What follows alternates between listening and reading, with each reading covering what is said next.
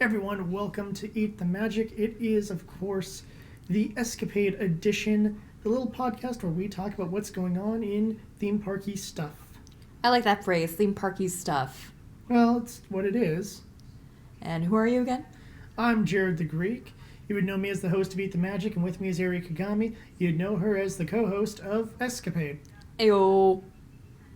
Anywho, so we're 1 week into Disneyland, our local park, already suspending activity and closing out on both parks. 1 week into it already. Yep, and it's that way essentially for both coasts at this point. That is correct. Actually, all over the world, all Disney parks are closed. Yes, I should have just said that, not just... I always think American-centrically, and that's on me. And also, not only Disneyland, Disney parks are closed.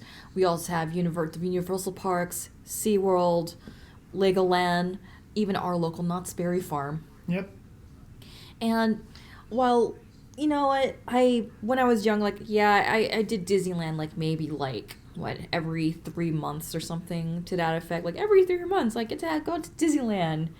I'm just kind of used to doing Disney for long periods of time. I mean, when you and I were living in Boston, that was a really great break for us to do from Disney, but considering that there's a lot of events going on in the theme parks this spring, with Disney, you have Food and Wine Festival out here on the West Coast.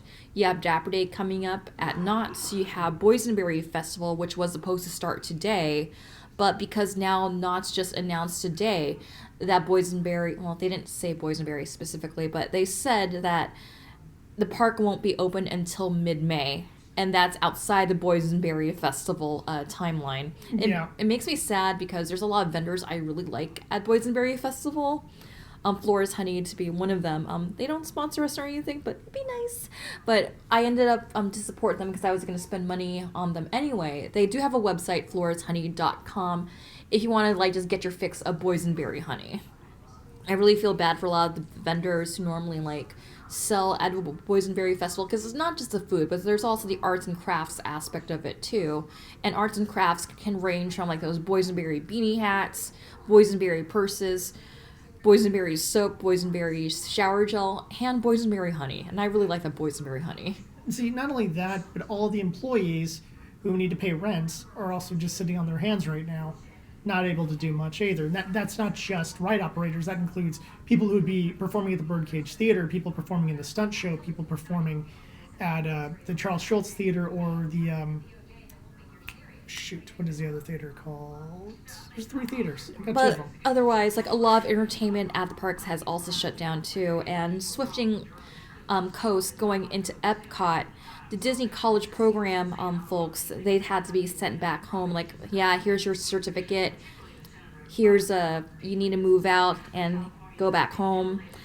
What they've also got rid of was the cultural exchange program. If any of you have been to Epcot, specifically World Showcase, and Jay and I, we love World Showcase. It's one of our favorite parts about the Walt Disney World Resort, if not perhaps Jay's favorite. Would that be a correct statement? I was very fond of it, yes. So World Showcase, if you've never gone to World Showcase before, they have a lot of cultural exchange cast members from their home country, and they'll probably give a lecture on beer, wine tasting. One of our favorites was doing the morning tea service over at Rose and Crown over in the United Kingdom Pavilion. It's about a 3-hour presentation on afternoon tea. Well, it's not necessarily afternoon tea, but it's a morning tea type thing. How the British drink their tea, and incorporated with some sandwiches and scones. And of course tea, and different varieties of tea. Yes. And okay, so basically, it's not just they serve you tea. They give you an educational lecture about it, and you get to enjoy tasty food. Yeah, and it's actually relatively inexpensive for everything you get. You can see my review for more on that. It's $35 before tax and tip. I don't even think they charge a tax and tip, because I remember just paying just straight up on the spot, and they didn't bill us or expect tip out of us. But anywho, great service. I enjoyed. It's more of teaching experience, less so than just going to that restaurant for the restaurant aspect, which I would like to do at some point. That is on the future list. Yeah, Rose and Crown, I like how it's designed. It does feel like an authentic British pub. And, like, yeah, that's definitely, like, one of our stops that we'd like to try next time we're at Epcot. And I just feel really bad because a lot of these cultural exchange cast members were, had, like, okay, pack up your bags, you're going home. And because I really feel like those cultural exchange people really make World Showcase for me. Like, it's very, very rare I get to use my high school level French with someone who speaks French. So I was buying, like, your what was it, Food and Wine Festival apron over at the Frenchville Pavilion, and I did a whole exchange in French. And I wanted to try my German. I'm still a beginner level when it comes to German, but there was that opportunity to also just, like, yeah, if you're like a language learner, you can practice with the cultural exchange cast members. Like, hey, ordering food, buying something, that's something pretty basic that you can do, like, in their cultural language, and they really appreciate it too. Yeah. And there's, like, a lot of interaction, and, like, you could just talk to the cast members about the culture, and they give a lot more context, and it just gave Epcot this very authentic feeling of World Showcase.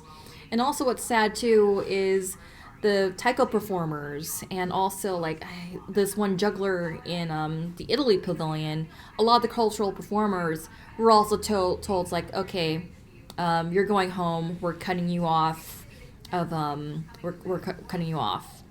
And that also makes me sad too, because I kind of feel like that street atmosphere, those street performers, also really make a World Showcase for me. I didn't get to see them, but I've heard there's, like, a lot of sad news when there was this band called British Invasion, which is basically a 60s rock cover group over the United Kingdom area. They were told to, like, leave. Like, there was a lot of sadness with that too. Yeah, I think a lot of the locals, especially locals who go to the parks, more consistently and have more of a history with the parks, are feeling kind of the same way we're feeling over here, just having everything shut down, having certain performers and stuff leave. But I would say that there'd be more feelings over there because there are more performers like that. Like, I don't think anyone can say, oh, who was the last person performing on the Tomorrowland stage? I don't know. I don't want to say I go all the time, but I think I keep up enough in the news, and I have no idea who they have performing on the Tomorrowland stage. But when you have that consistent group, that consistent kind of like, I'm going to get my fish and chips, I'm going to listen to British Invasion and have a good time. And not only do you lose, the band you've probably, it's like your Friday night band or whatever, but then, you lose, one of your hangouts. That's pretty rough. Because I know if you and I were living in Florida, we'd probably just, like, take our annual passes and make World Showcase, like, our Sunday, like, afternoon hangout place. Kind of like how we treat our California Adventure here. I know for sure it'd end up being like every other episode of Eat the Magic would just be me going to some part of World Showcase, just because there's always stuff there. And then that's excluding all the festival stuff that they have as well. And there was, like, a lot of tweets, a lot of articles just talking about the college program students, the cultural exchange cast members, just showing sorrow and sadness on the last day, which was last Sunday, Walt Disney World was in operations. And, like, yeah, they were just, during, like, the fireworks show, they were just breaking down, and it's like, yeah, I really feel sorry for them. On the other hand, there's also the Karens, the Beckys, who were criticizing them for having feelings. In one such case, this article went viral. There was this Karen who was like, oh, well, I guess I can't stay at the Cinderella Castle anymore now that you're closed. Why did I have to see all these cast members in these college student programs crying? It ruined our experience. Yeah, I have choice words for you. It's one of those interesting things, because on the one hand, I always talk about how the last thing I want to do is ruin someone else's vacation, and I'm not even a cast member. I'm going there, and someone here might be coming from Nebraska and wanting to have a good vacation, and I don't want to screw up their vacation by being in a bad attitude, bumping into them, or, saying, hey, buddy, stop, tell your kids to shut up. Like, I don't want to be that guy. I don't want to ruin their vacation. Their kids can do that for them. But I really don't like the entitled rich people who can stay in the fanciest of suites and then get upset when the cast members and the staff are all feeling bummed at the fact that not only is their place of work closing for an undisclosed amount of time, but it's probably part of their lives. I mean, I would imagine that out East Coast, very similar to how it is over here, cast members tend to come to the park when they're off duty because they love the park. They love the experience. Their friends work there. It's a family. And now you're basically being told, by the way, just go your separate ways and you're no longer allowed to hang out with each other. I mean, I guess you still could, but you don't. But because these are the college program cast members, they're being told to pack up their bags from their dorms and just leave. Yeah. They have the right to feel sad in that. And I can easily believe that people are that horrible because we've seen that. Yeah. Just go to the Disneylanders Facebook group and you'll see the Karens. They'll come out. Yeah, they're around. I've definitely met them. Heck, I've seen them at events that aren't even Disney themed. They're still there. But the thing is, during times like this where, there's an actual human health crisis going on, you think you could have a moment of compassion for other people and what they're going through. But I want to see at the Cinderella suite. You know how much money I paid for this and how much I had to plan out for this?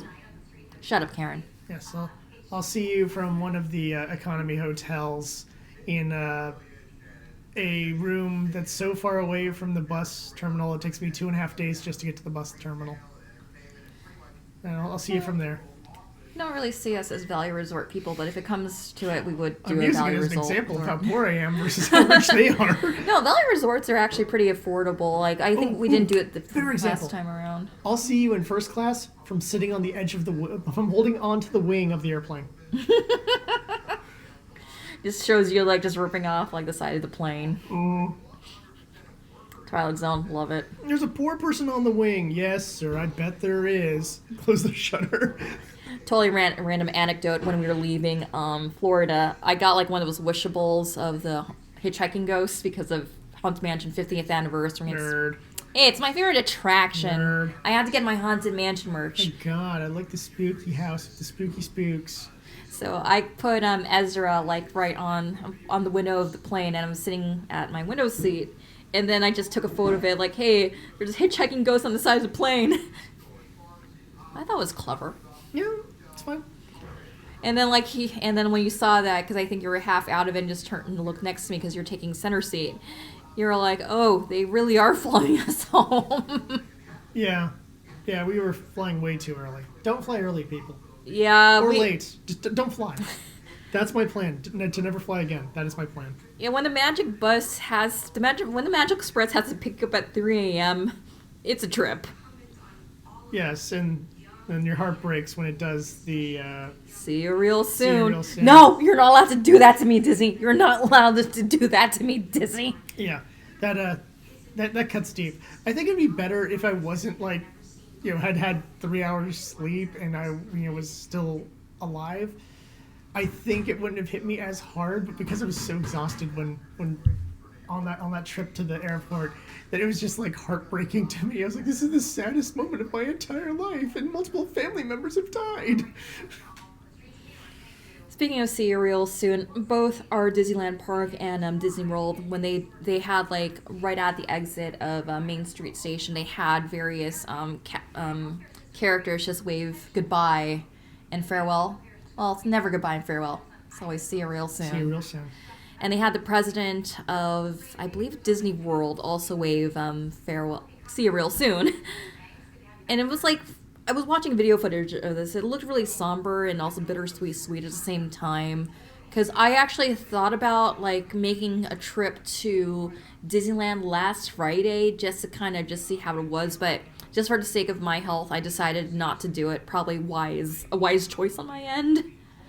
But I do know people who actually did go. They said, like, it wasn't too crowded. It was like a 5-minute wait for, like, a lot of the main attractions. But when people were exiting, it felt there was, like, a lot of feels going on. Despite my generally weak constitution, I actually would have liked to have gone to that. I think it would have been a very emotional moment. And we could have made a last-minute reservation for you because it was like one of those Fridays where you had to reserve for FlexPass. But I think I was too tired on Friday to go. Yeah, well, I was trying to keep track of my number, and I wasn't sure. So whatever. So basically, so far the Disney parks are scheduled to be down until the end of the month, and they are scheduled to reopen on April 1st. However, given that Knott's is extending till the middle of May, do you think that Disney parks are going to follow suit? I think so. I've been thinking about that for, since they closed it initially, and I was like, okay, we're gonna have to see how this next week goes. And now that week has passed, I'm like, oof. A lot has changed since yeah. last Friday. That's one of the reasons why we wanted to wait a little bit longer, because normally we would release this podcast on a Tuesday evening, but because news is traveling so fast and happening so fast, I'm trying to keep track of what's real and what's not. Everything is just happening so fast. Like, okay, let's just wait till we just get all the facts straight and seeing what's going on before we can record a show. Because the last thing I'd like to do is just to kind of like report on something that just kind of seems a little bit iffy or sketchy. And I'm just the type of person just to just wait until more news comes out, considering that everything with COVID-19 is just every action is just happening so fast. Like, example, at work, we just recently just started working from home 2 days ago, which I got no problem with. But at the same time, we didn't know that we were going to be working from home this soon. It's a lot of people are working from home, but it's just one of those things that this last week was the week of panic. People were raiding every single supermarket, Target, Walmart they could to find whatever they could get. And they're restocking relatively quickly. But even my own family wasn't immune to I need to go here and grab more toilet paper, I need to go here and get more paper towels, I need more this, I need more that. And I don't think we're going to run out of supplies anytime soon. Although if people aren't working at production facilities, that could be more problematic in April. But, it's one of those things where probably the worst places to live right now in America are probably California and New York, as they seem to be in the worst condition of all the states in terms of... Washington. Washington's pretty rough. I have friends in Washington who are doing testing and stuff like that, and hopefully they're okay. So, yeah, there's some bad places to live. East Coast and West Coast seem to be pretty bad. I mean, I think everyone in Nebraska is probably feeling really good about now. But sadly, I am part of that West Coast, and the only other place I ever wanted to live was the East Coast, so either way it wouldn't have been any different for me. I think if you're in an area where it's very populous, it's going to be bad getting to and from the store, because I've been looking at my Facebook feed, just friends from all over the country. It's it's pretty bad no matter where you go. But a lot of my friends live in populous, suburbs of major cities. Yeah. But getting back to the theme parks, so there's a lot of people who are just wondering, what should we do to fill in our theme park fix, specifically our Disney fix.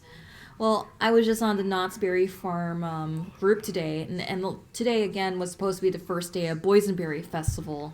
And what people were doing was let's just share our pictures from Boysenberry Festival last year and just kind of use that to cope. That's a positive way of doing it. Yeah, Boysenberry Festival, for those of you just kind of tuning in from out of state or out of the area, it's a big deal. I know people who don't really care much for Knott's, but they'll go to Boysenberry Festival. Boysenberry Festival, to me, I think is superior to the California Adventure Food and Wine Festival, but that's just my opinion. By a country mile. Even when you have Nick and Jack from Snacks Minute talk about DCA's Food and Wine Festival, it's what is this stuff? Okay, I'm not the only crazy one here. But Boysenberry Festivals, they like to do all these, Boysenberry, it's a berry that's kind of native to Orange County, Not even kind of, it's where it was created. Mm-hmm. It's not kind of native, it is completely native to our little neck of the world. And basically, Knott's was just kind of founded on boysenberries. Okay, let's integrate boysenberry stuff to food, and it's not some of those funky things that Disney likes to mishmash together. Where they put their D in the food, the one thing I keep telling them not to do. And what I like about Boysenberry Festival is the mix of boysenberry and the food that they have works perfect. Sometimes you'll have a couple misses, but it's very rare. I didn't care for the boysenberry boba. I mean, like, that was That a was waste just of bad boba time. in general. Because there was like a long wait for it. It's like, really, I had to wait for this? Ugh. Yes, that was one of the major disappointments. But on the other hand, you have things along the lines of, you know, the boysenberry chili. You have the boysenberry pot roast, the boysenberry Pork chop. The pancakes, or not waffles. Excuse me. Yes, I love the waffle chip Those are things. really good. Boysenberry ice cream, which is delicious, and comes with those cinnamon chips that are nostalgic to me for some reason, and I don't know why. And I was looking at the previews for what they were gonna have for Boysenberry Festival. They were gonna have they had like all these food listed. It was like all this tasting type thing for press and media. I was like, ooh, one day I'd like to do the taste testing thing. Eat the Magic will be big enough that we can do all the media stuff with Knott's. That'd be awesome. I'm drinking out of my Boysenberry Fest cup right now, and it just makes me more sad. Yeah, we got the official Boysenberry Taste Tester Cup from last year. Because I love the Boysenberry Festival official merchandise and also the vendor merchandise. Yeah, there's actually some cute stuff you can get that's unique to Knott's that no other theme park will ever really have. Like, you have Snoopy holding a big old boysenberry, and you can get Snoopy dolls at a lot of places, but you can't get Snoopy with the boysenberry anywhere. That's only at Knott's. In addition to that, they had like a lot of unique shirts, cups, hats, and that's excluding all the creative stuff that comes out of the I really like the booths. Boysenberry beanies because everyone needs to have a Boysenberry beanie. And I was really looking forward to knowing that this is go probably on. not going to happen at all. That we're just going to have no Boysenberry Fest this year is just. It's just look, even the food reviews would have been nice, but I would be getting the food regardless. The reviews just happen to be an excuse to go and get food I was going to get anyway. Because we also have friends who want to join us in for Boysenberry Festival. Again, these are friends I who have family that normally wants to join me for that. yeah, they're people who aren't really into Knott's as a theme park, but like yeah. We're down for Boysenberry Festival. Sign us up. Like, yeah, let's do multiple trips to Boysenberry Festival. I'm down. Yeah. And I'm also kind of sad too because Boysenberry Day, which was April 3rd, I actually did get time off for that day because I remember there was this mother of one of the contestants from last year. I think it's like Miss Boysenberry or something. And I had the perfect dress for it. I wore it during the holidays last year. I was like, oh yeah, I want to wear my Boysenberry dress. It's actually not an official Boysenberry dress. It's actually designed by a Nordic designer. And she had like this... Supposed to be a Loganberry dress. And like I was looking at the dress that had like berries on it, like will be perfect for Boysenberry Festival. And this is gonna be my Boysenberry uniform. And if I can find like an artist to just draw me in that Boysenberry dress, like that would be like my Knott's persona.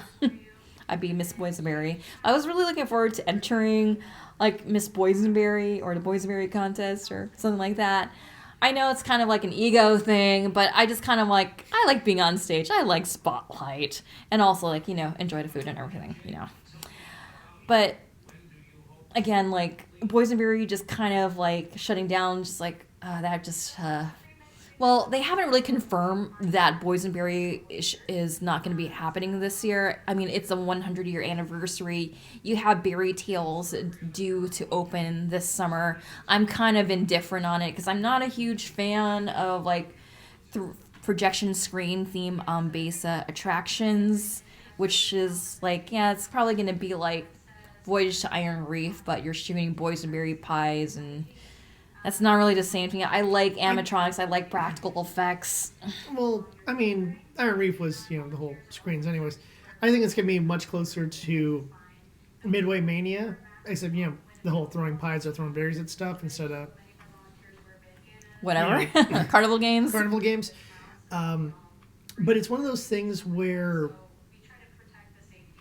I guess it's more themed to the park, because at least it's the Boysenberry thing, but that's a whole other discussion, and I don't want to hate on the ride before it comes out. Yeah, we're not those type of people. At the same time, Iron Reef was, comparatively to what Kingdom of the Dinosaurs was, Iron Reef was a huge step forward. As much as I love Kingdom of the Dinosaurs, it's just, that ride was showing its age horribly, and it looks like it never had enough upkeep to really put it to where it needed to be. especially finding videos, and you can find these on YouTube, of like just the decrepit version of the ride, where like some of the animatronics aren't moving, or some of them are outright broken and have parts missing. And to then replace that with, a screen shooter, not the most exciting thing in the world, but whatever. At least it was ocean themed in the what's the boardwalk section of the park. That it really, at least was kind of a thing, and to me it tied directly into the Scary Farm maze of the depths, which, is kind of like going down into this old mine, and the waters are kind of coming into it, and you got the weird monsters, and a sunken ship and stuff like that. And it felt like it was just like part of the same universe. And I don't know, Fairy Tales feels like it's going to be silly and cartoony and featuring mascots who I have no idea who they are, because they haven't used these mascots since I was probably single digits of age or younger. Because I really have no memory of Fairy Tales. Nope. But I know they want to do this for the 100-year anniversary and perhaps introduce like newly generation folks like us to the Fairy Tales crew. But yeah, they could do a stage show and a bunch of other stuff. Yeah, we'll see where they go with that. But like getting back to the point, they haven't said that they were going to cancel or postpone Boysenberry Festival. I would like to see them postpone Boysenberry Festival and bring that for the summer, because Boysenberry Festival is like really huge for Knott's Berry Farm. I wonder if they could integrate it into Ghost Town Alive. Ooh, combine that with like a storyline, that'd be cool.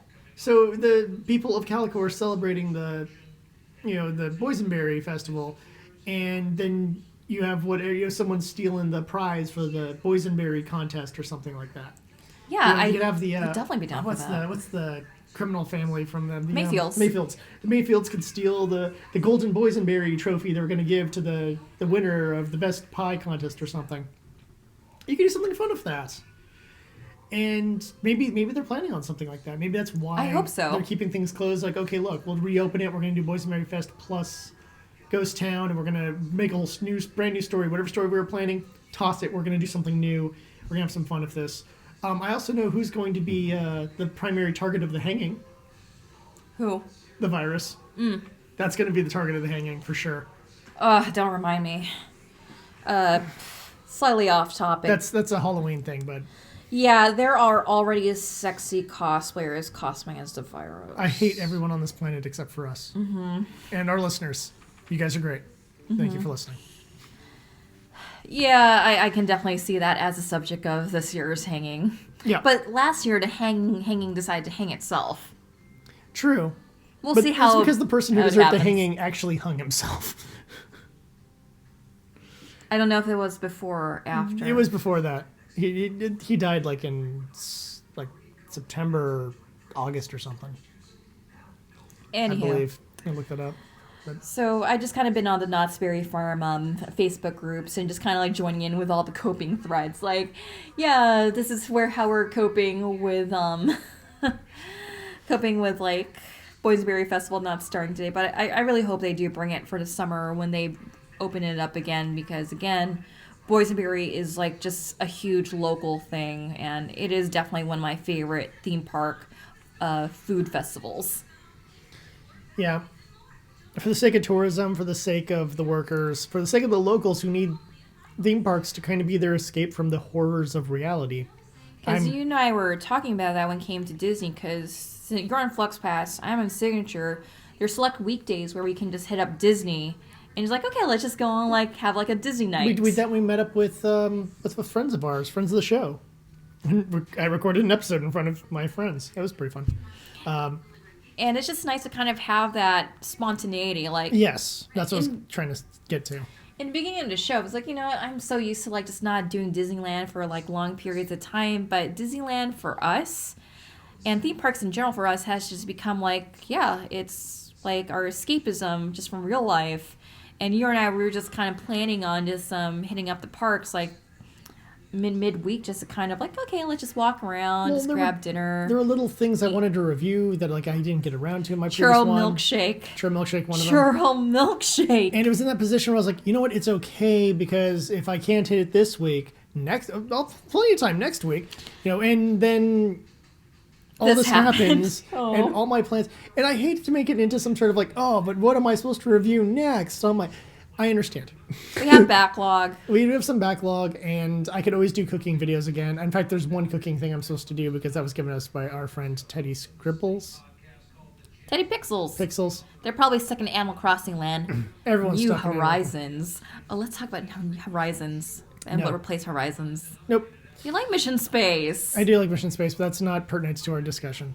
So I could always do that because I promised I would, and then I could always do one or two other things if I take the time to think about it. Kind of weird to do experimental cooking when, like, you going to the store and finding ingredients is not entirely an easy thing to do right now. But There are also some Disneyland cookbooks where they replicate like food from Food and Wine Festival, more like Epcot oh centric. yeah, let me open up my copy of I Don't Have That. You can always So- go on Amazon if you want to throw some stuff in our Ko-Fi. We can just order like some of these recipe books and just kind of see what we have in the fridge here. Yeah, I mean, perishable foods are not selling out pretty fast. they aren't. It's just For obvious reasons. More the point of just trying to find that thing to do, and it's really weird because if you're a movie reviewer, you're at the same kind of position as me, going like, well, I guess I can review stuff off of Netflix. I guess I can see if there's anything on Amazon that's going to be original there. I mean, the question on everyone's mind right now is like, okay, theme parks are closed. How do we cope? How do we get our theme park fix? A lot of folks in the Disney parks community, there's like this virtual Disneyland game Sure. or something like virtual Disney, and I they've don't also know. and I know there's been like drones flying over like. These are like official drones, just kind of like flying over like Disney property, and yeah, I mean people are finding their fix one way or another. I know like there's been people trying to taking video of like the gates of Disney. Like, guys, you don't have to do it because there's this one dude I follow. Like, okay, I'm gonna park over by Mimi's Cafe. I'll go across the street and just do a video here. Look, Disneyland is closed. Like, yeah, I know it's closed. You don't have to remind me twice. Everyone with a pass knows it's closed. Yeah, I know it's closed. You don't have to say it twice. Many people who don't have passes knows it's closed. Yeah, it's kind of that whole what do we do right now? And Well, we could watch a Disneyland specials. I really wish that Disney Plus would like just upload like the old Disneyland specials. there's a lot of things I need to get on there, and they just are Mother Goose, Rock and Rhyme. very, very slowly doing stuff. Mark Twain and Me, A Friendship in Vienna. Okay, they're probably not going to bring out all the old weird Disney originals. I want to see Goodbye Miss 4th of July. I like the fact that we only know these because of Disney Bound Challenge. There was a challenge. The prompt was Disney Channel original movies. And because we're kind of like in the elder millennial category, we didn't really grow up with High School Musical or Halloween Town or Teen Beach Movie, The True Story of Chelsea Gabbard. I grew up more with like the early 90s Disney Channel originals like Spies, Mark Twain and Me, and Mother Goose's Rock and Rhyme especially. And my family didn't get Disney Channel until I was in high school and didn't care. Growing up poor. Except for when they Yay. played DuckTales and The Legend of the Lamp or whatever. I love that Legend of movie. the Lamp. Such a good movie. Saw it in theaters.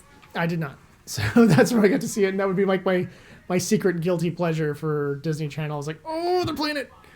But I think Or any of their other animated movies they'd play on there would be like my secret thing. That's where I got to see one of the Rescuers movies, and I didn't particularly like it.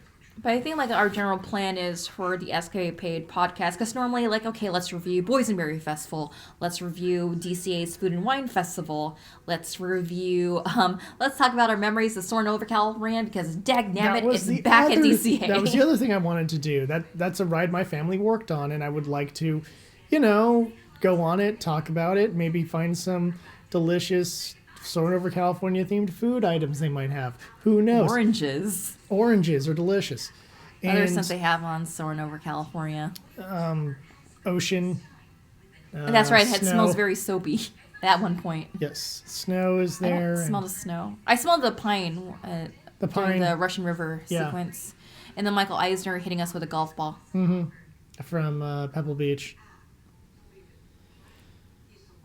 So it's just one of those things where I think everyone just kind of has to find their other things. This is an interesting time to explore your other hobbies. maybe pick up a new hobby if you can. And I think there's gonna be a lot more watching of streaming stuff, both on like a YouTube or a Twitch, and the movie related ones as well. I mean, what I like to do is like we do have a Twitch channel. I'll put the link in the bio. Is probably do like a watch along with any of the Disney parks TV specials, because Muppets Go to Disney World. That's a trip, and I like to do a review episode That'll on get that. taken down so fast. A lot of the licensed stuff gets taken down really fast on Twitch. Geeks. Yep. Ramses and I have had friends who have had issues with that. Good to know. I'm not familiar with Twitch. I'm only just deep diving into it recently. So yeah, there's like a lot of Disney park specials that we can review for the show in place of like what we were originally going to cover.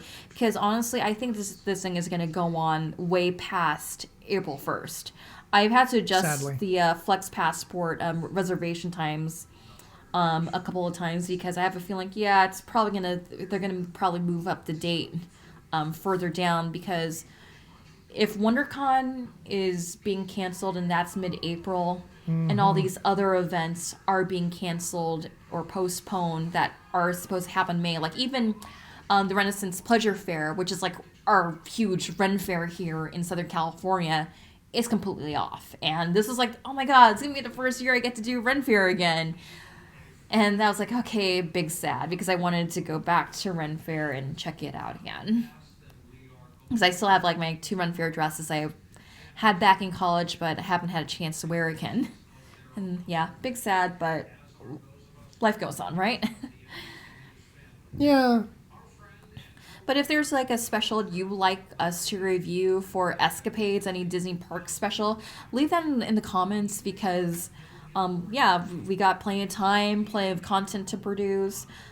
I'd like to review the 35th anniversary special, because that's one of my personal favorite theme park specials. Is that the one you showed me that has all the characters from ABC doing ABC stuff? That doesn't narrow it down. It opens with Cheers. The one of Cheers, and then Who's the Boss shows up, and then... Yeah, Who's the Boss is... one of the other bigger shows Taxi of that Guy time is period. the host of it. And then you also have Ernest. Is there a show up in that one? Yeah, he does show up in that one. Okay. And the Muppets also show in that one too again. Okay, so it wasn't just ABC characters. My bad. Because Piggy's all like, oh my god, we're at Disneyland, let's go shopping! And then her 2 human friends are like, hey, why don't we go on the rides? Piggy's like, there are rides here? Yeah, she just wanted to go to Wizard of Braz and felt very sad that it had been closed in 1965. Or whenever it closed. That still trips me out. Yeah, there was a lingerie shop at Disneyland in the old days. This is a real thing. I am not making it up. Yeah, you can look that up online. But I think you can get like exact bra fittings, which Victoria's Secret tends to fail to do. Oh, no comment. I'm a dude. I don't know. I'm a dude. He's a dude. We're all dudes. So we're thinking about tell us in the comments how are you coping with all the theme park closures. I mean, right now I'm just kind of doing sewing here and there, just kind of like I'll make use of time to be creative. I'm learning how to Twitch. I've also been learning how to Discord. So yeah, this elder millennial is somewhat catching up to what all the kids are into. I'm just staring at the wall waiting for time to pass. And that also works too. And also, Jay and I, we've also been doing the March Disney Bound Challenge to also just kind of like, keep Disney fandom spirit alive. And right now I am bounding as Don Carnage from Tailspin because it's Pirate Day. I'm like, yeah, Sky Pirates count, and you're a gargoyle wearing gray. Sure, that's what I'm doing right now. Or you're a plant from Alice in Wonderland that needs to be all floraled up. I'm just wearing the clothes I pulled out this morning. Yeah, check out Eat the Magic on Instagram for his Disney Bounds. Yes, in the first 17 days, and then I stopped. Yeah, we'll get you back up to speed. You got this. All